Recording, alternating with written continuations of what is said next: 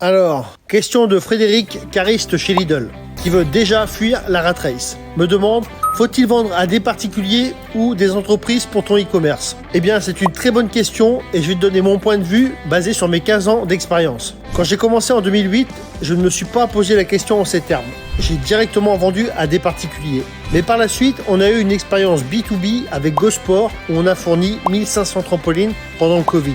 Et là, j'ai pu voir la différence. Alors, vendre à des particuliers ou à des entreprises? En fait, tout dépend de la nature de ton produit. Vendre à des professionnels peut être plus simple, parce qu'ils ont souvent besoin de ton produit pour travailler. Si ton produit devient essentiel à leur business, tu as des ventes régulières, peu importe la conjoncture. Les particuliers, par contre, sont plus soumis aux crises économiques et aux baisses de pouvoir d'achat. Ce qui est intéressant avec les professionnels, c'est que tu as potentiellement moins de clients à gérer, mais chaque client peut te rapporter un volume d'affaires plus important.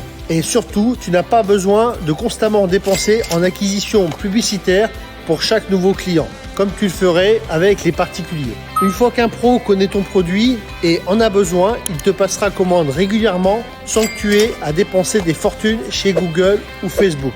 En revanche, avec les particuliers, il y a souvent plus de volume, mais tu dois te poser la question, est-ce que mon produit est vraiment essentiel ? En période de crise, seuls les produits qui répondent à des besoins fondamentaux comme la nourriture ou le logement continuent de se vendre. Si tu vends des produits moins essentiels, tu pourrais en pâtir. Je te recommande de bien réfléchir à la pyramide de Maslow.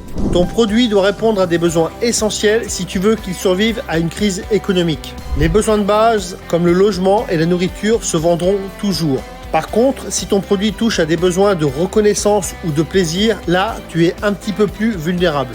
Donc, à toi de voir si tu préfères cibler les pros ou les particuliers. Si tu veux en discuter plus en détail et avoir mon avis sur ta stratégie, commente ici ou va sur ipatron.fr pour plus de conseils sur l'e-commerce. Allez, abonne-toi et on se retrouve dans la prochaine vidéo.